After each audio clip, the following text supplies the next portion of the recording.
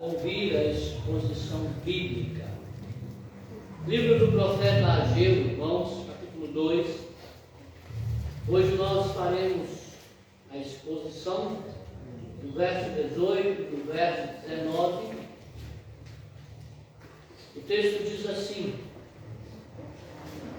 Considerai, eu vos rogo, desde este dia em diante, desde o 24º dia do mês nono, desde o dia em que se fundou o templo do Senhor, considerai nessas coisas. Já não há semente no celeiro. Além disso, a videira, a figueira, a romeira e a oliveira não têm dado os seus frutos, mas desde este dia vos abençoarei. Até aqui. Queridos irmãos, como eu já havia dito, a terceira mensagem do profeta Ageu se inicia no verso 10 do capítulo 2 e vai até o final do livro. E por meio dessa mensagem que o profeta Ageu traz de forma muito especial e direta aos sacerdotes, em primeiro lugar, Deus chama o seu povo à santidade.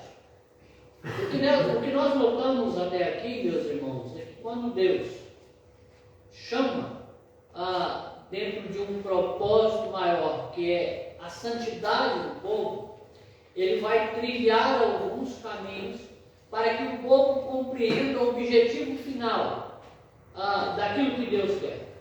Ou seja, Deus está chamando o povo à santidade.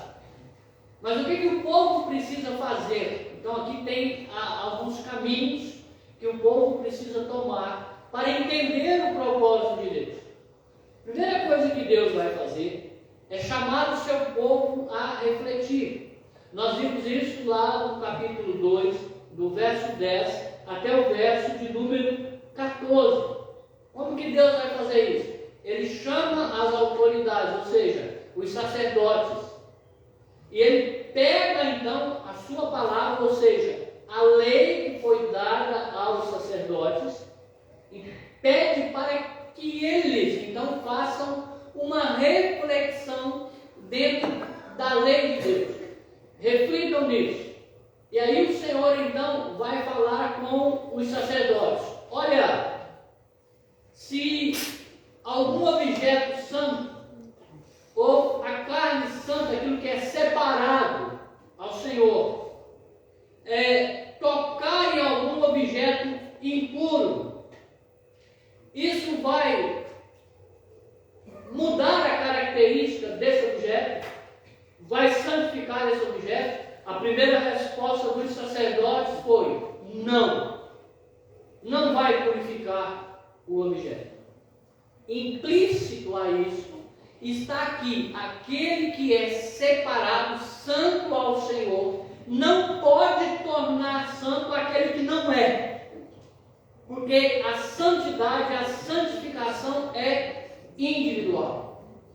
Em seguida, o Senhor, por meio do profeta Ageu, vai perguntar aos sacerdotes: se alguém tocar em algo que é impuro e por causa disso se tornar impuro, vai mudar a característica daquilo que é santo? Ou seja, aquilo que é impuro, tocar em algo santo, vai tornar esse objeto, esse algo impuro? A resposta dos sacerdotes, mediante a palavra, é positiva: vai, sim, vai tornar impuro. Da mesma forma, aquilo que é impuro no que tange a pessoas com pecados não confessados, aqueles que não são eleitos, ao estarem no meio, lembre-se que por consentimento, a palavra correta é essa, aquele que não é santo, aquele que não é separado, estiver no meio daquele que é santo, separado por consentimento, vai contaminar aquele que é santo.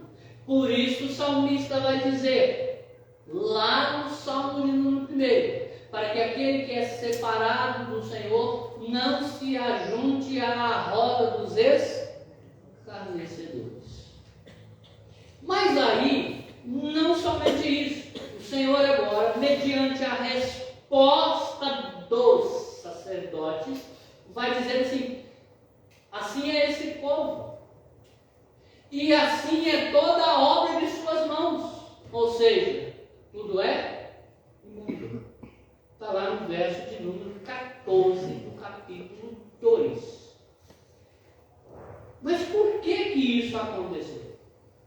Nós já vimos a história, não vamos delongar muito. O povo havia vindo lá do exílio com um propósito, havia feito juramentos, votos ao Senhor, de que voltariam para reconstruir o templo. Começaram a reconstruir o templo, sofreram perseguições e abandonaram a reconstrução do templo para cuidar de suas próprias casas. 15 anos o templo ficou lá isolado, abandonado, dado à poeira, ao mato. Aí então o profeta Ageu vem trazer uma mensagem do Senhor ao povo. E esse povo, por causa disso, está contaminado de egoísmo, pecado, pensando em si próprio, esquecendo-se da obra do Senhor. O que vai acontecer então? O Senhor vai desafiar o povo. E de que maneira que ele vai fazer isso? Começando pelos sacerdotes, chamando-os a considerar o passado. Note isso aqui, irmãos, guarda essa palavra aí. São chamados a considerar o passado. Como é que eles vão considerar o passado? Olhando para o presente, que foi a mensagem do domingo passado. Considerem o presente de vocês. Tudo aquilo que está acontecendo. Foi a exposição bíblica, do verso 15 ao verso de número 17. Então, nesse momento da mensagem que o profeta Ageu traz aos sacerdotes e a todo o povo, é lançado sobre suas consciências um grande desafio. Ou seja, eles são levados a considerar os acontecimentos e, ao considerar tudo aquilo que está acontecendo, verem de forma clara o jugo de escravidão que estava sobre os seus ombros. Aí, irmãos, considerando o passado, o presente, como eu disse, olhando para trás, se você for lá para o verso número 5 do capítulo 1, o que o profeta Ageu vai dizer? Considerai o vosso passado. Se você for para o verso 7 do mesmo capítulo 1, o que o profeta Ageu vai dizer? Considerai o vosso passado. Tudo isso no capítulo 1. Por quê? Porque o passado traz luz ao presente e nos remete a considerar o futuro. Essa foi a razão pela qual o profeta Ageu pediu para que eles considerassem o passado. Olha para trás. Olha para a vida de vocês no passado. Olha se o que está acontecendo agora não é consequência de tudo aquilo. 1 mês e 20 dias depois da primeira mensagem, o profeta Ageu então vai pedir para o povo olhar para trás mais uma vez e observar a glória do primeiro templo. E aí, quando o profeta Ageu pede para que a sua mente se remeta, ou para que a mente do povo voltassem para o passado, a glória do primeiro templo, o profeta vai dizer assim: olha, se pegarem hoje o templo e olharem para trás, vocês vão ver que hoje o templo é como nada. Absolutamente nada. Olha a riqueza, a glória do primeiro templo e olha a ruína do atual templo. Como que as coisas estão? Ou seja, a primeira casa cheia de glória, a segunda em ruínas. Mas aí, irmãos, agora, 3 meses e 24 dias após a primeira mensagem, O profeta Ageu vai exortar o povo a considerar então tudo o que está acontecendo, ou seja, o presente. Olha para o presente. Considerar o presente, olhando para trás. E como é que ele vai fazer isso? Ele vai mostrar que o desprezo pela casa de Deus, que era exatamente o que o povo estava fazendo, vai trazer o quê? O desgosto de Deus. Lembrem-se que esse foi o primeiro tópico da mensagem de domingo passado. 15 anos parados, sem fazer nada no templo, na casa de Deus. Por causa dos gentios, por causa de perseguição. Então vamos investir tempo e dinheiro em nossas próprias casas. O templo ficou abandonado. E o que isso trouxe? Uma vez que desprezaram a casa de Deus, isso trouxe desgosto da parte de Deus para com o povo. Segunda coisa que nós vimos no domingo passado é que ao se desgostar, Deus então deixa de agraciar o seu povo. O que é isso? É de derramar bênçãos sobre a vida do povo. Duas consequências então que foi trazida aqui para o povo e sobre o povo. Lembra que nós falamos, irmãos, sobre a matemática da graça? A matemática da graça é muito difícil de entender.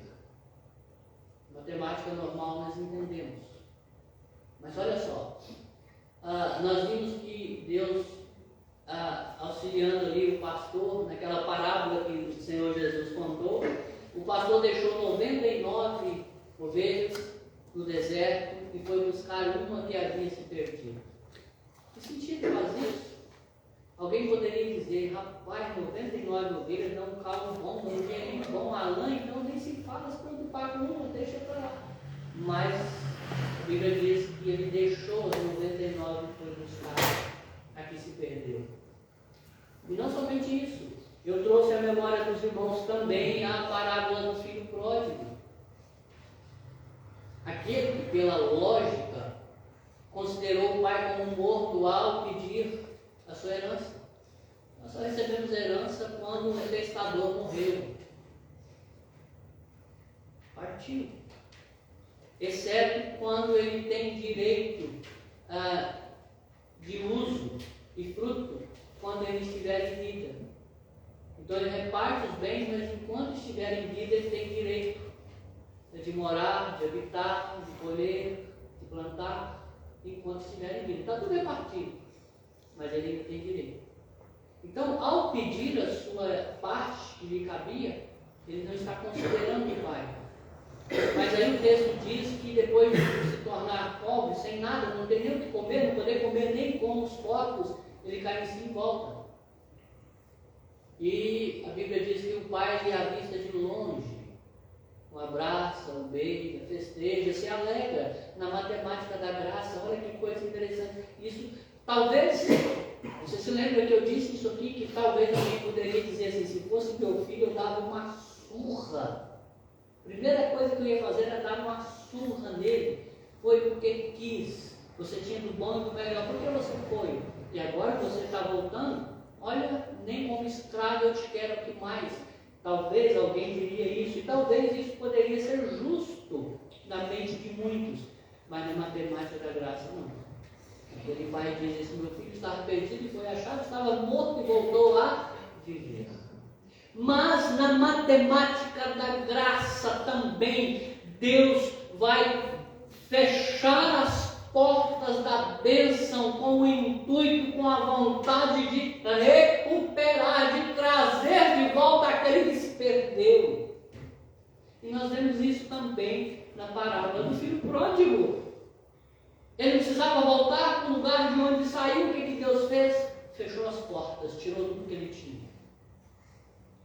Mas aqui, neste livro, o que nós vimos no domingo passado, do verso 15 ao verso 18, Deus vai disciplinar o povo de que maneira?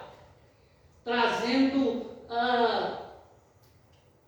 pragas, trazendo escassez, falta de chuva, o solo não se tornou mais fértil, o povo não produziu como produzia, 50% de um lado, 60% do outro, cortou tudo aquilo que o povo esperava em sua produção. Essa é a matemática da graça, porque há um propósito lá no final. Mas agora, então, meus irmãos, no verso 18 e no verso 19, de forma muito direta, de forma muito concisa, aplicando apenas a esses 2 versículos, o povo é chamado a confiar. Olha que interessante. Chamados a refletir, chamados a observar o presente, a considerar o presente, melhor dizendo, eu considero o meu presente olhando para trás. E agora o povo é chamado a confiar. Guarde aí, esse é o tema da mensagem de hoje. Chamados a confiar. Versos 18 e 19. Em primeiro lugar, eu quero afirmar para você, por meio desses 2 versículos, ou melhor, por meio do versículo 18, que bênção é reflexo da obediência. Em primeiro lugar, chamados a confiar. Qual é a razão disso? Porque a bênção é reflexo da obediência. Olha o que o texto diz. Considerai, eu vos rogo, desde este dia em diante, desde o 24º dia do mês nono, desde o dia em que se fundou o templo do Senhor, considerai nestas coisas. Olha a palavra considerar. Irmãos, essa palavra aparece, repito aqui, versos 5 e 7 do capítulo 1, aparece no verso 4 do capítulo 2, no verso 15 do capítulo 2 ainda, mas lá no verso 4 desse capítulo, ou seja, capítulo 2, vai aparecer de forma implícita. Deixa eu te explicar por que aqui considerar no verso 4 está de forma implícita. Olha o que diz o texto. Verso 4 do capítulo 2. Ora, pois, sê forte, Zorobabel, diz o Senhor, e sê forte, Josué, filho de Josadaque, o sumo sacerdote, e tu, todo o povo da terra, sê forte, diz o Senhor, e trabalhai, porque eu sou convosco, diz o Senhor dos exércitos. Considerai, olha o que está implícito aqui. Porque olha o que Deus está dizendo, por meio do profeta Ageu. Considerai, porque eu sou convosco. Então, sejam fortes. Não se preocupem. Eu sou convosco. Aí vai aparecer no verso 15 do capítulo 2 e agora aqui no verso 18. Mas até o verso de número 15, a palavra considerai remete diretamente ao passado. Aquilo que aconteceu. Por quê? O passado traz luz ao presente e vai fazer o quê? Olhar com esperança para o futuro. Mas aqui no verso de número 18, o sentido vai mudar bruscamente. Considerai desde esse dia em diante, ou seja, considerai daqui para frente. Então, Deus já tinha pedido, olha para trás. Agora, vamos olhar para frente. Daqui para frente. Irmãos, eu já disse aqui anteriormente, expondo sobre este capítulo, que o anseio do Senhor, guarda isso, o anseio do Senhor é por trazer o seu povo ao arrependimento. No livro de Atos dos Apóstolos está escrito assim: arrependei-vos, pois, e convertei-vos para serem cancelados os vossos pecados, a fim de que, da presença do Senhor, venham tempos de refrigério e que envie ele o Cristo, que já vos foi designado Jesus. Atos capítulo 3, versos 19 e 20. Eu quero que você entenda aqui a progressão do texto, aqui do capítulo 2, para você entender comigo que esse considerar aqui não tem nada a ver com olhar para trás, mas tem a ver com olhar para frente, tem a ver com confiar. Então, olha só. Primeira coisa que Deus faz: o povo voltou do cativeiro com o propósito de reedificar o templo por meio de um decreto lá do rei Ciro. Então o povo se levantou e se dispôs a voltar para Jerusalém e edificar o templo do Senhor. Fizeram votos e promessas para isso. Segunda coisa, quando começaram a reconstrução, por causa dos obstáculos, desistiram e dedicaram o tempo em suas próprias casas. Terceira coisa, olha a sequência. Deus envia o profeta Ageu e o povo diz que ainda não chegou o tempo de edificar a casa do Senhor. Ainda não chegou o tempo de edificar a casa do Senhor. Olha a progressão. O Senhor, então, por meio do profeta, exorta o povo a reiniciar a construção. Quinto, mas por causa do pecado do povo, em falta de zelo e dedicação, o Senhor usa a palavra em suas memórias para trazer à luz e dizer e afirmar que todo o povo é imundo e, consequentemente, imunda é toda a obra de suas mãos.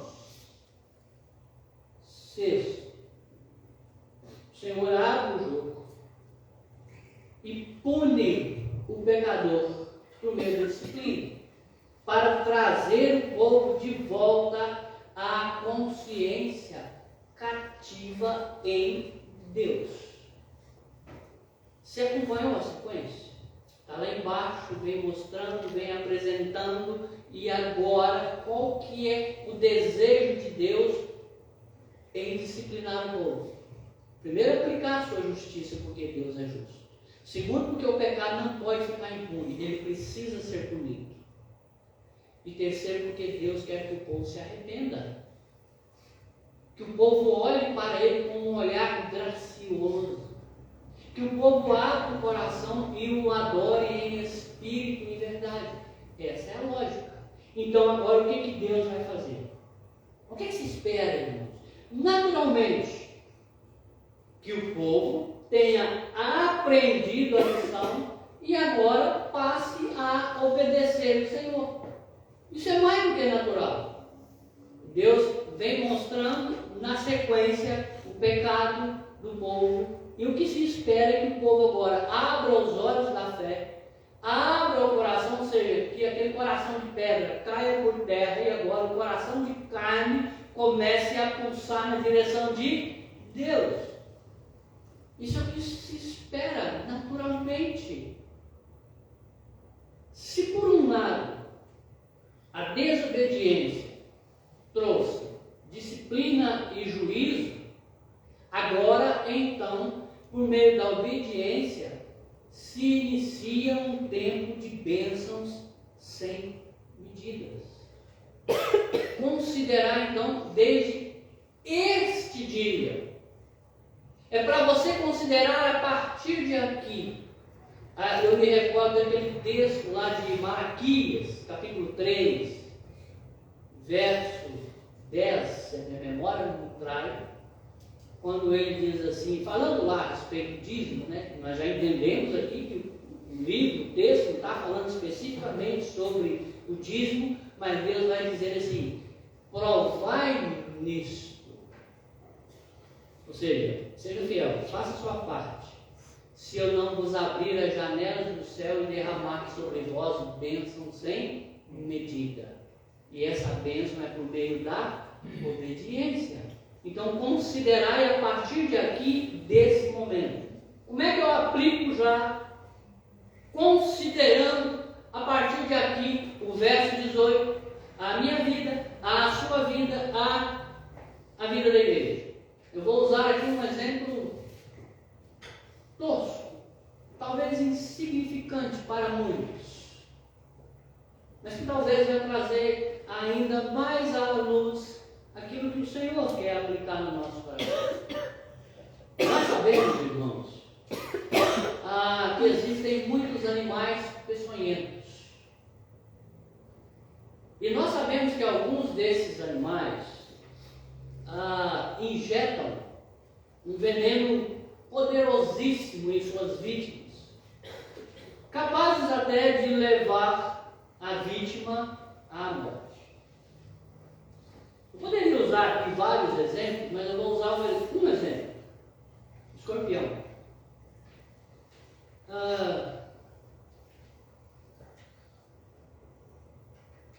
E o escorpião, ele pode aparecer ou estar no seu quintal. Alguns avisos são dados: não deixe madeira entulhada, não deixe resto de lixo, não deixe lugar propício de calor, onde esses animais podem se esconder, porque a picada dele é muito dolorosa. Ok, você é avisado. No período que há infestação, há dicas de que você coloque panos, de alguma maneira você tampe a greta ali da porta para evitar. Quem mora em terreno, quem mora em apartamento é mais difícil, mas quem mora em casas e terrenos, a dica é que além desse cuidado é que você não deixa frestas na janela nem nas portas. Um aviso, cuidado. Mas o desatento costuma deixar para depois. Depois eu arrumo, depois eu jogo fora, depois eu coloco no carro e levo lá naquele lugar designado aqui para jogar entulho, esses materiais que não servem. E aí, por um acaso, o desatento está brincando lá, põe a mão numa madeira ou no entulho e aí leva uma ferroada, um espetão do escorpião. Ai, sai balançando dele e sai correndo. E aí aquele desespero. Conheço pessoas que foram picadas e que dizem que a dor corre para o pronto-socorro. Vão tomar lá o remédio, o antídoto, para o veneno do escorpião. E aí nesse caso é bom levar o animal. Não mata não, vocês vão tomar problema. Tenta pegar o bichinho lá e leva ele vivo.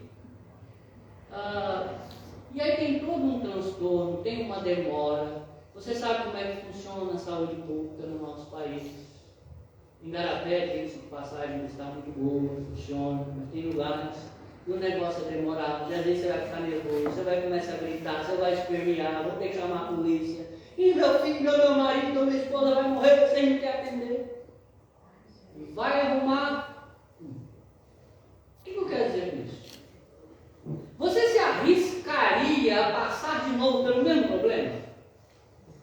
Você se arriscaria a deixar lá o material lixo, entulho no seu quintal, correndo o risco de você mesmo ou o seu filho levar uma picada? Não é picada, é uma ferroada do bichinho. Você se arriscaria? Eu acho que não. Eu penso que não. Eu penso que você não ia querer passar por isso de novo. Talvez nem por causa da dor, mas por causa do transtorno. Mas agora deixa eu te fazer uma pergunta aqui. Ou melhor, deixa eu te trazer algumas coisas aqui. Observe a sua vida cristã. Observe a sua caminhada cristã. E a pergunta que eu te faço aqui agora é: está tudo certo na sua vida? Está dando tudo certo?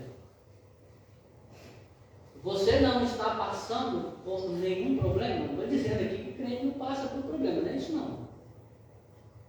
Mas além dos normais, você não está passando por nenhum problema? Ao considerar o passado, ou melhor, ao considerar o presente e olhar para o passado, você por um acaso não viu algo que traz desgosto a Deus? Será que você não aprendeu que o desgosto em Deus leva Deus, por meio da sua justiça, a disciplinar aquele que Ele quer trazer de volta? Eu quero dizer para você aqui, assim, de forma simples e de bate-pronto. Está tudo bem com a sua alma? Tem um cântico aí que diz assim: está tudo bem com a minha alma, com a sua alma. Por aí vai. Mas está tudo bem com a sua vida? O seu relacionamento com o marido, com a esposa, com o filho, com o pai, com a mãe, no geral, está tudo bem? Você já considerou isso? Você já olhou para trás? Considerai, eu vos peço, diz o Senhor, desde esse dia. E agora Deus aqui vai pedir para você olhar para frente. Já considerou? Já viu onde está o problema? Vamos resolver? Vem cá, eu te ajudo. Estou aqui para isso. Se eu não puder te ajudar, atrapalhar, eu não vou. Já considerou? Vamos resolver? Vamos considerar então daqui para frente. Vamos olhar para frente. Segundo lugar, qual que é a razão disso? Você precisa confiar. Nós somos chamados a confiar. O povo lá, os sacerdotes, foram chamados a confiar. Por quê? Por quê? Aquele que promete é fiel. Aquele que promete é fiel. Verso 19. Já não há semente no celeiro. Então considere aqui para frente. Como é que está agora o povo? Não tem semente no celeiro. Além disso, a videira, a figueira, a romeira e a oliveira não têm dado seus frutos. Mas, desde esse dia, ou seja, agora está ruim. Mas desde esse dia os abençoarei. Você entendeu agora por que esse considerar é daqui para frente? Conserve, a ordem é lógica, olha para trás, considere todas as coisas, olha para o presente, e agora então vamos olhar para frente, porque aquele que faz a promessa é fiel. Deuteronômio, capítulo 7, verso 9, eu vou ler para você. Saberás, pois, que o Senhor teu Deus é Deus, o Deus fiel, que guarda a aliança e a misericórdia até 1000 gerações aos que o amam e cumprem os seus mandamentos. Ah, você se lembra daquele hino? O hino de número 32 do nosso cenário? Você se lembra? Olha como é que é a letra desse hino, a melodia. Tu és fiel, Senhor. Só eu que me lembro um pouquinho.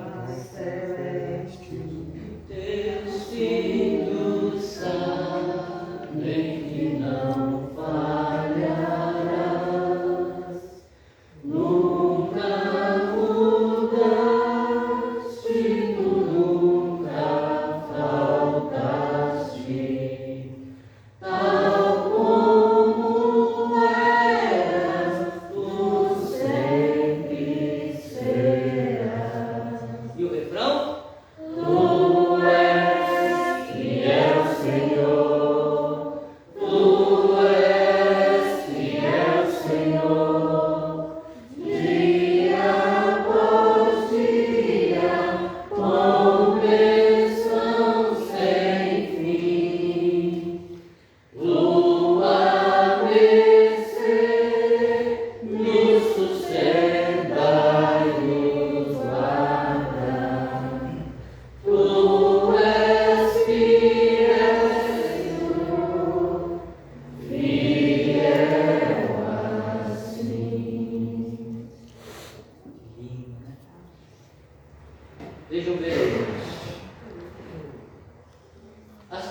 tribulações pelas quais estavam passando, falta de semente, falta de frutos na videira, falta de frutos na figueira, na romeira, falta de frutos na oliveira, seriam substituídas por chuva de bênçãos desde esse dia, diz o Senhor.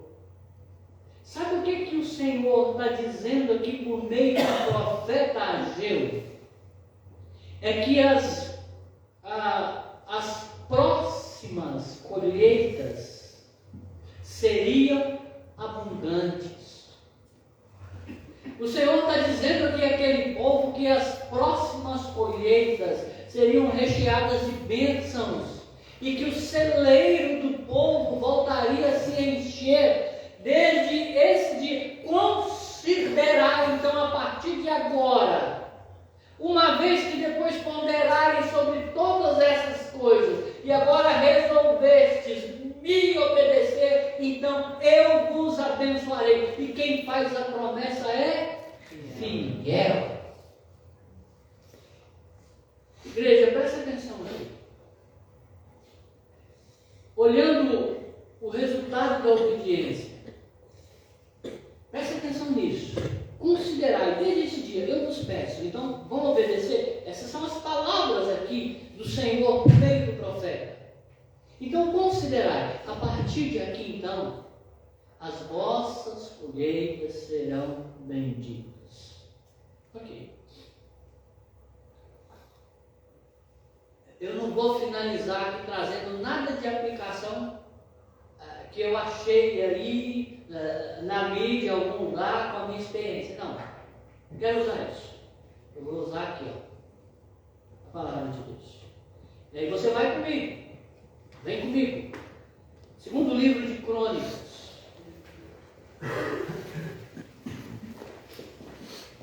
Capítulo de número 7.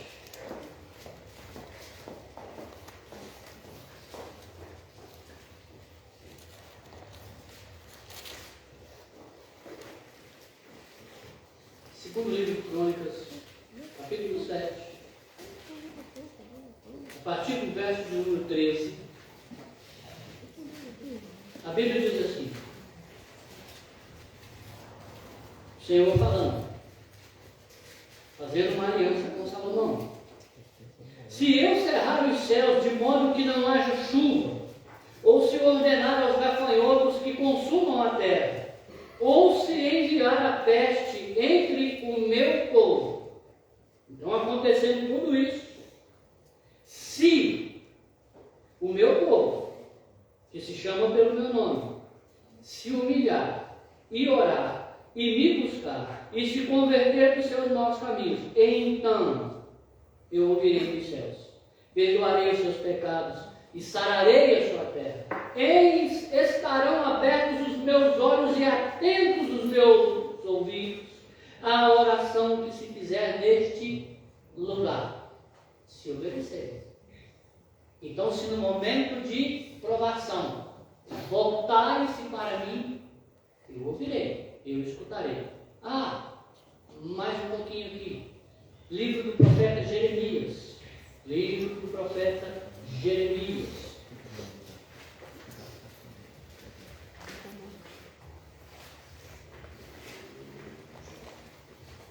Capítulo de número 29. Jeremias, capítulo 29. A partir do verso de número 10, eu vou ler apenas até o verso 14. Jeremias 10. Capítulo 29, verso 10. Assim diz o Senhor: logo que se cumprirem para a Babilônia 70 anos, atentarei para vós outros e cumprirei para convosco a minha boa palavra, tornando a trazer-vos para este lugar. Verso 11. Eu é que sei que pensamentos tenho a vosso respeito, diz o Senhor. Pensamentos de paz e não de mal, para vos dar o fim que desejais. Verso 12. Então me invocareis, passareis a orar a mim, e eu vos ouvirei. Buscar-me-eis e me achareis quando me buscardes de todo o vosso coração. Sereis achado de vós, serei achado de vós, diz o Senhor, e farei mudar a vossa sorte. Congregar-vos-ei de todas as nações e de todos os lugares, para onde vos lancei, diz o Senhor, e tornarei a trazer-vos ao lugar de onde vos mandei para o exílio. Ok. Só mais um pouco. 1 Timóteo. 1 Timóteo, capítulo 1. A partir do verso 12. Olha o que Paulo vai dizer aqui. Considerando em todas essas coisas. 1 Timóteo 1,12. Sou grato para com aquele que me fortaleceu, Cristo Jesus nosso Senhor, que me considerou fiel, designando-me para o ministério, a mim, que no outro tempo era blasfemo, perseguidor e insolente. Mas obtive misericórdia, pois o fiz na ignorância, na incredulidade. Transbordou, porém, a graça de nosso Senhor com a fé e o amor que há em Cristo Jesus. Fiel é a palavra e digna de toda a aceitação, que Cristo Jesus veio ao mundo para salvar os pecadores, dos quais eu sou o principal. Mas por esta mesma razão me foi concedida misericórdia, para que em mim, o principal, evidenciasse Jesus Cristo a sua completa longanimidade, e servisse eu de modelo a quantos hão de crer nele para a vida eterna. Desobediência, consequência, disciplina. Obediência, consequência, bênção de Deus. Chamados a confiar na promessa de Deus, porque Ele é fiel. Irmãos, nós vamos passar a ceia do Senhor. Agradeço de coração àqueles que nos acompanharam aqui por meio da live, nossa igreja no Instagram. Que Deus muito nos abençoe.